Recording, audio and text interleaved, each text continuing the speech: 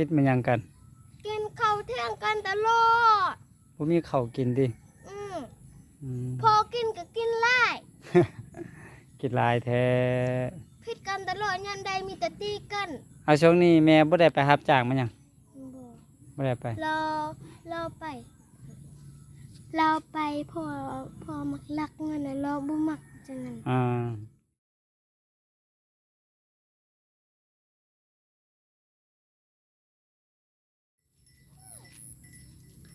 สบายดีเด้อพ่อแม่พี่น้องยินดีต้อนรับทุกท่านเนาะเข้าสู่ช่องของบาวลีอีกคือเก่าคือเดิมเนาะในนาตอนนี้บาวลีก็เดินทางมาฮอดบ้านของน้องนุ้ยอีกเทื่อหนึ่งเนาะนี่โอ้พอดีเห็นน้องนุ้ยพ่อแม่พี่น้องเนาะหนทางสุดใจเลย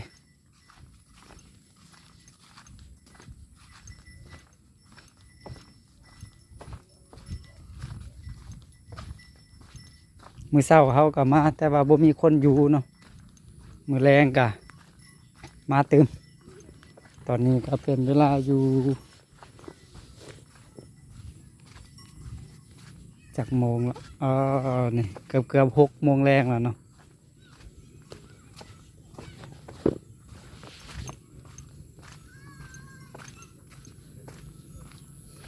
บ่เห็นนะน้องหนุ่ยบ่เห็นเฮา สบายดีโดยขอเขานะแม่เท่านี่เข่า1บ่มีข้าวกินไปขอนะแม่เท่ามากินจักคนน่ะนี่อันนี้กินแต่คนเดียวให้แม่กินแม่บ่ใจอยู่เฮือนฮู้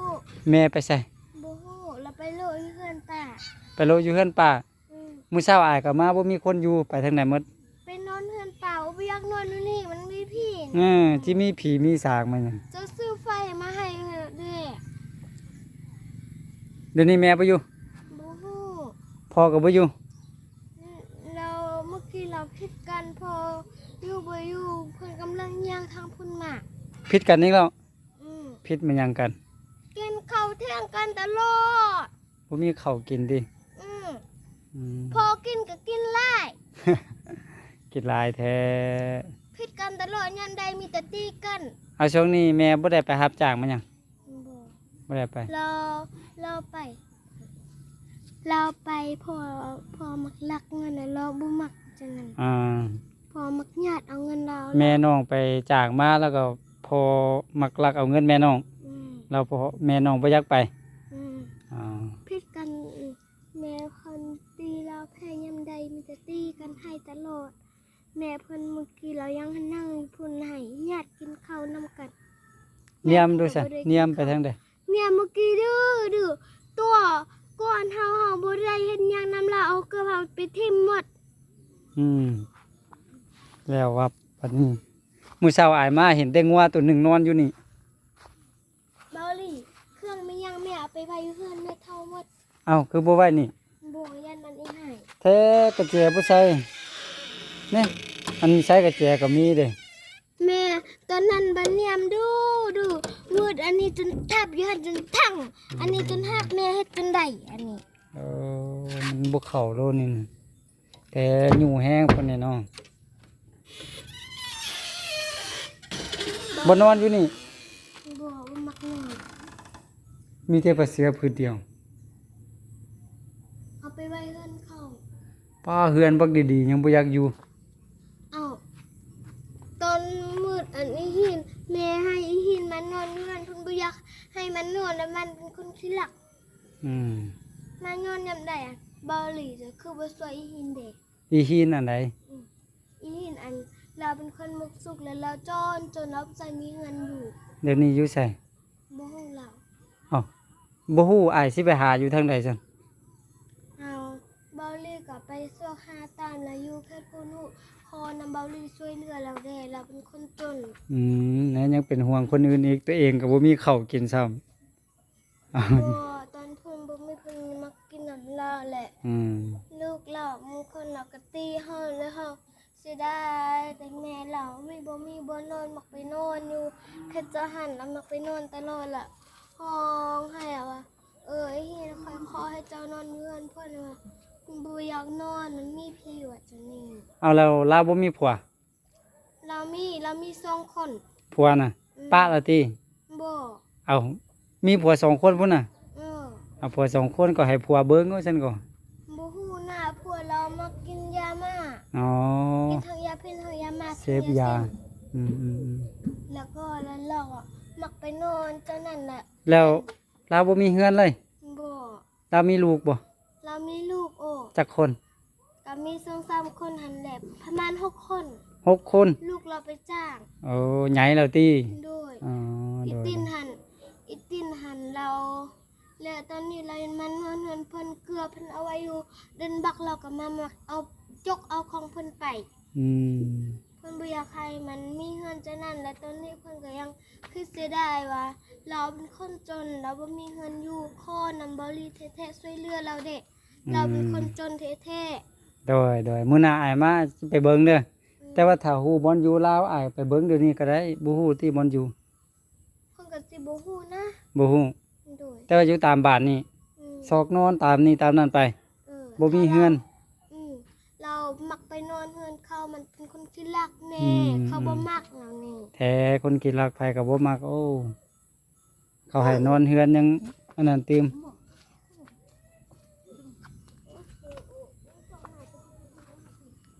มาแต่มือโอ้ห้าโอ้ห้าลุงห้าไปเอ็ด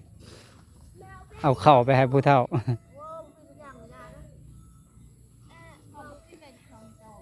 เอาไว้เองเอาไว้ให้แม่ ตอนเพิ่นตอนเพิ่นตอนเรานอนนี่เราเป็นคนขี้รักแหละ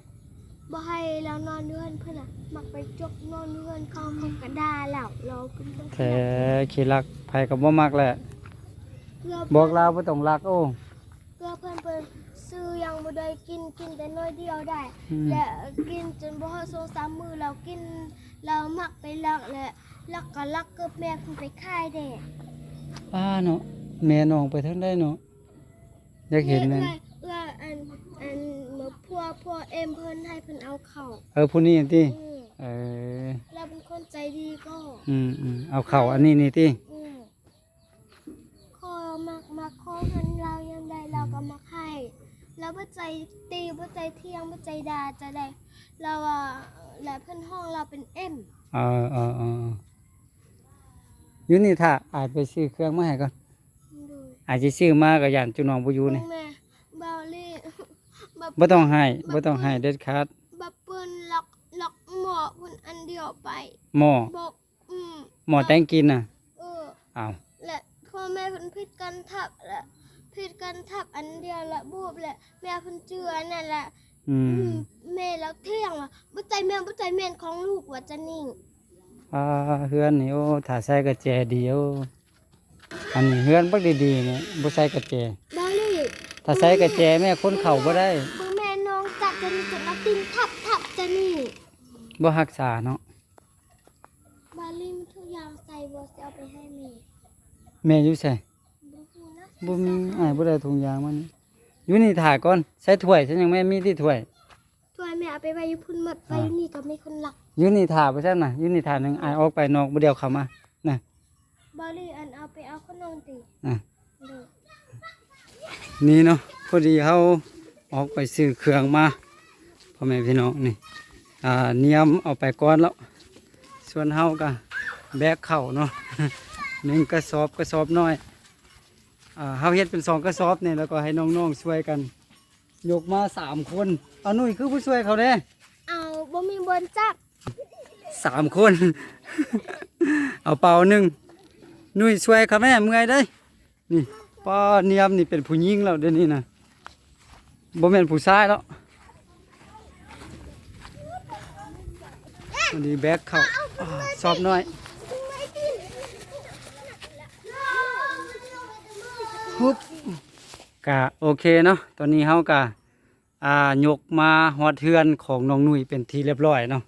พอดีน้องเนียมลุกทั้งใดมาหุไปยังบ้านเนียม ไปอยู่พุ่น ไปอยู่พุ่นไปอยู่ใช้อยู่พุ่น อยู่เฮือนป่าล่ะ อยู่เฮือนป่า ไปอยู่เฮือนป่า คือมักไปอยู่พุ่นคือบ่อยู่เฮือนเฮา แล้ว กับบ่อยู่พ่อกับบ่อยู่บ่ฮู้ว่าพ่อแม่สิอยู่เฮือนเลยอยู่คนเดียว ป้ามาเท่าใดบ่เห็นอยู่จักเทื่อเพื่อนอยู่นํกัน4คนพุ่นว่าบ่เห็นคนหนึงก็สิเห็นคนหนึงว่าแล้วว่าบ่เห็นจักคน แม่เพิ่นไปเฮ็ดเวียกพ่อเพิ่นมักไปลูก ไปรู้ใช่ บ่ฮู้พ่อเพิ่น อืมเดี๋ยวนี้แม่บ่แม่นแม่ไปจ้างไปหยังบ่แม่นติ เราก็เป็นคนไปจ้างเขาก่อนตอนเฮาบ่มีข้าวเราไปจ้างหาได้พออันเงิน50,000เอาไว้ในตัวบ่ติดตัวซ้ำตกพ่อเอาตกพ่อเอายามใด บ่ตกติต่างเอาติ ตั้งใจเอาฮู้ อืมฮ่าโธ่เดี๋ยวนี้นี่บ่มีไผอยู่เนาะพ่อก็บ่อยู่แม่ก็บ่อยู่ แม่ฝ่าฝนกับตกซ้ำ แต่แฮงแล้วถ้าอยู่เฮือนนี่บ่เป็นหยังแล้วหลังคาบ่ดีๆถ้าอยู่เฮือนนี่นอกเสียจากว่าบ่อยู่ เพื่อนบาอันนั้นมันฝนตกอยู่พุ่น ฝนตกอยู่พุ่นตกอยู่ไสอยู่พุ่น ก็ตกแต่ก็จะตกลงกา เอาบัดนี้ มันตกผ่อนบันเนียมบาบ่า อ่า อันฝนตกมันตกในเฮือนกลางเฮือนนี้ กลางเฮือนนี่ เออ เออโธ่พ่อแม่พี่น้องก็คือน้องหนุ่ยน้องเนียมเนาะอยู่แต่ว่าพ่อแม่หั้นบ่ได้อยู่บ่ฮู้ว่าไปทางใดน่าจะอยู่ในบ้านนี่เนาะ แต่ว่าศอกบ่เห็น อยู่กันป่า เงินป่าพุ่น ดู เดี๋ยวนี้หนุ่ย เพื่อนป่า ไอ้มาเท่านี้หั่นน่ะ มีผู้ใหญ่ใจบุญเพิ่นอยู่ทางฝั่งประเทศไทย ก็คือทางแม่ลินอ่าเพิ่นซื้อข้าวให้นี่50กิโลเฮาเฮ็ดเป็น2ซอบเนาะมันหนักเฮ็ดเป็น2ซอบนี่เป่าหนึงนี่แหละแต่ว่าเฮาใส่ซอบน้อย อันนี้แม่ลินซื้อให้เด้อแล้วก็อันสำหรับมีนี่แม่นแม่พิมพ์เพิ่นอยู่ทางประเทศไทย เพิ่นซื้อให้ ถ้าสองคนยกอันนี้บ่ได้สิอย่าไปไว้อยู่เฮือนป่า ไว้อยู่เฮือนเฮานี่แหละที่ไว้หยังพุ่นไว้อยู่เฮือนเฮากินอยู่เฮือนเฮานี้เฮือนเฮาอยู่นี่ที่ไปอยู่เฮือนเขาเฮ็ดหยังเฮือนบักดีๆเฮือนอันนี้น่ะ อีฮีอันลูกอีฮีกับมักนอนนี่อีตีนั่นนอนนี่มีแต่ขี้ใส่เธอเดียวแม่เพิ่นได้แล้วนะ อันนี้เป็นมียำโดย มักสิไรเนาะ มักอันสีส้ม มักสีส้ม โดย สีส้มก็เป็นจังหวะหนึงอันนี้ก็แซ่บจังหวะหนึงแต่น้องนุ่ยว่ามักสีส้มเอาไปเปลี่ยนบ่ บ่แหละ อ้าว เดี๋ยวซื้อมาแล้วตัวจะเอาไปเปลี่ยนบ่ได้ ไปเปลี่ยนได้บ่ได้แกะแท้แน่ เอาไปเปลี่ยนก็ได้ เปลี่ยนอยู่บ้านเพิ่นมื้ออื่นค่อยกินเนาะ เดี๋ยว เอาซื้ออยู่บ้านมาเด้ อยากกินมื้อนี้แล้วติ อืม บ่ไหวแล้วเนาะ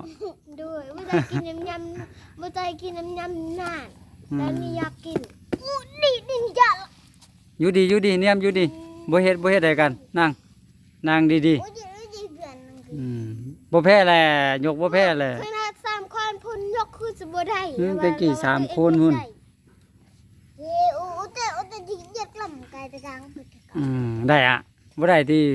ในไม่ต้องกล่ำเด้อแล้วว่ายกได้ให้เรายกเบิ่ง บ่ยกว่ายกแท้เลยพ่อแม่พี่น้องแพ้แต่ตะกี้สังเกตเห็นขึ้นเลยกระสอบน่ะแห้งเนาะเนี่ยมเนาะบ่ธรรมดา เบาหลีเราจับน้ำป้องเดียวแล้วก็ว่านัก เนาะ ตุ๊กเดียว โอ้บ่เฮ็ดนั่งดีๆบ่ต้องเฮ็ดจังนั้นบ่ดีหัวเฮ็ดจังนั้นน่ะ อีเหม็นงูเหรอ อืม มีอันนั้นบอกเหม็นมาเป็นแกะ เดี๋ยวเฮาสิยายให้ เอาขนมยายอันผู้ที่มาช่วย มีอะไรนะ พอดีเอาขนมมาอยู่ เดี๋ยวยายขนมให้เล็กน้อยก่อนเอาหน่อยเอาโอ้บ่อายบ่เป็นหยังขอบใจเด้ขอบใจเฮ็ดแนวใด เข้าใจ เฮ็ดงามๆเบิ่งขอบใจ คือสบายดีแน่ครู่อะนะ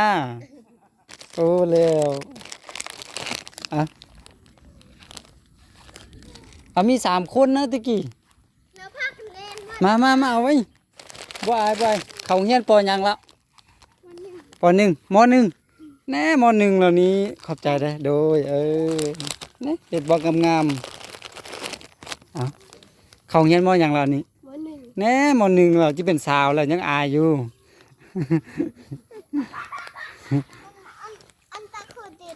ผู้เดียวบ่เฮ็ดเราก็หูเลยบอลลี่ก็หูเลยเราก็ต้องทำก่อน เอาเนียมกับนุ่ย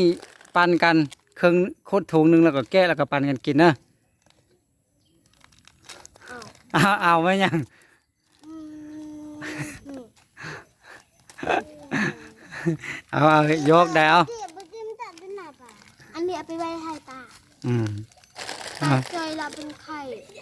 เป็นไข่ อืม เป็นได้เมื่อไรที่จุน้องเนาะ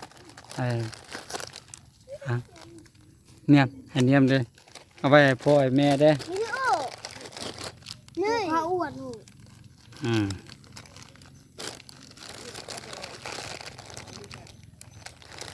โดยเขาแม่มาแม่กินขนมนะ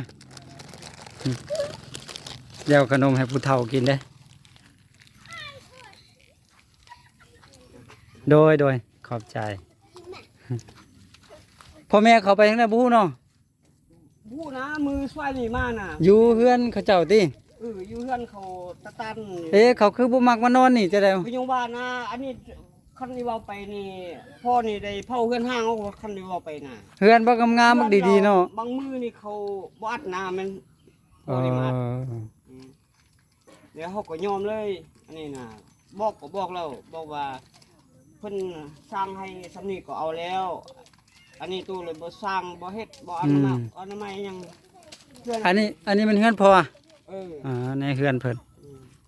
นี่เฮือนอันนี้ผู้ใหญ่ใจบุญสร้างให้บ่งาม แต่บ่อยู่มาเท่าใดก็บ่เห็นเนาะ อันนี้ยังว่าโอ้สิได้เฮือน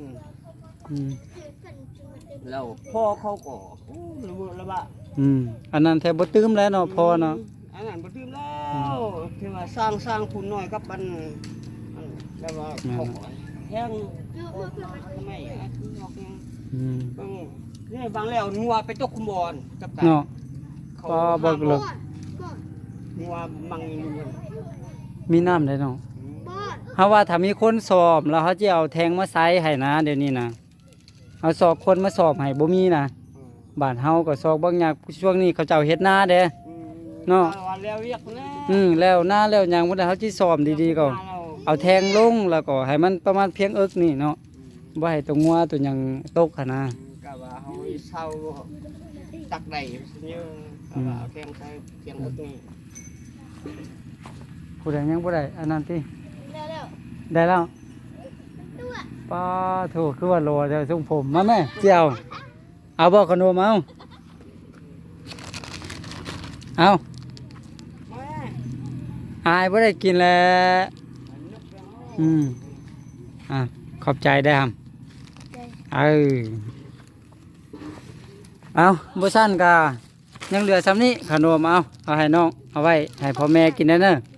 ก็คือข้าวสารนั่นเป็นแม่ลิ้นเพิ่นซื้อให้เด้อข้าวสารนี่50กิโลนี่ขอบใจเพิ่นได้ไว้ ขอบใจเนอะพระเจ้าทรงช่วยเฮาที่เฮาเป็นคนจนเฮาบ่ใจมีข้าวกินหมักไปขอนำข้าวตอนนี้เห็นเบาลี่มาจองน้องนุ้ยก็ดีใจแฮนที่เบาลี่มาจองตอนนี้น้องนุ้ยก็ดีใจว่าเบาลี่เป็นคนใจดีหมักไปจองเพิ่นว่าตอนนี้ ข้าวกินหันบ่มีเนาะแต่กี้อันไปขอน้ำเขาเจ้ามากินเนาะ โดย เนี่ยขอบใจเพิ่นได้อ ใจ โอเคกราบก่อนเด้อประชันเด้อมันจิมือจิคำแล้ว โดย จิยกอันนี้เข้าเฮือนให้มา ยกไปก่อน ไม่ยกแหวน บ่แพ้ที่ เลี้ยง เบิ่ง เจอเข้ามา อึ๊บเอาไก่จิยกคือออกไปเฮือนให้อึ๊บบ่ซั่นมันจะถึกฝน เย็นเนี่ย พดนี่ยัดกลางพ่อเฮ็ดยังสิเฮ็ดมาเด้อยัดบ่มาแล้วปล่อยโอนยังสิเฮ็ดมาเด้อ มันนี้หันมาไปเอิ้นแม่ไปให้แม่ไปโชกเอาแหละบ่ฮู้ว่าอยู่ไส เบอลลี่จะเฝ้าไปนั่งทาแม่เพิ่นก่อน เฮ็ดหยัง นั่งทาแม่เพิ่นก่อนบ่นึงแม่เพิ่นค่อยมา มันจิมืดแล้วมื้อหน้าอายค่อยมาก็ได้บ่เป็นหยังนะเนาะพ่อแม่พี่น้องก็คือในณตอนนี้บาวลี่ก็เอาเครื่องเอาของเข้ามาเฮือนของน้องนุ้ยเป็นที่เรียบร้อยเนาะแต่ว่าก็บ่เห็นพ่อกับแม่ของน้องนุ้ยน่ะเฮาก็เฝ้ากลับพ่อแม่พี่น้องจักหน่อยมันนี่ฟ้าเนาะค ครึมคล้ายๆกับจะมีฝนนี่แหละแล้วก็มันก็แรงแดดแล้วเนาะมันใกล้ๆจะมืดแล้วนี่ตอนนี้เนาะ6 โมงปลายเนาะ6 นาทีก็อีกจังหน่อยมันก็จะมืดแล้วเนาะบาวลีก็เอามาให้เพื่อนแล้วบาวลีก็จะได้เดินทางกับเพื่อนสำหรับคลิปนี้บาวลีก็ต้องขอขอบคุณขอบใจเนาะทางแม่ลินแล้วก็แม่พิมพ์เนาะอยู่ทางประเทศไทยเนาะก็เพื่อนได้ส่งเงินมาสำหรับแม่ลินก็ส่งมาซื้อข้าวสารเนาะจำนวนอยู่ที่ 1,200 บาท แล้วก็แม่พิมพ์ส่งมา300 บาทซื้อเป็นมีเนาะบาวลีก็ขอขอบคุณขอบใจที่ให้เขาเป็นสะพานบุญขอให้เพิ่นจงอยู่ดีมีแห้งอยู่ดีมีสุขเนาะร่ำรวยสุขภาพร่ำรวยเงินทองสิ่งที่เพิ่นให้มาในมื้อนี้ก็ขอกลับไปหาตัวทานห้อยเท่าพันเท่าเนาะสาธุโอเคพ่อแม่พี่น้องสำหรับคลิปนี้บาวลีก็ขอตัวลาไปก่อนเนาะแล้วพบกันใหม่ในคลิปต่อไปส่วนว่าจะเป็นคลิปใดและอยุ่ใส่ก็อย่าลืมให้กำลังใจกันคือเก่าคือเดิมสำหรับคลิปนี้ขอตัวลาไปก่อนแล้วพบกันไหมเนาะสบายดี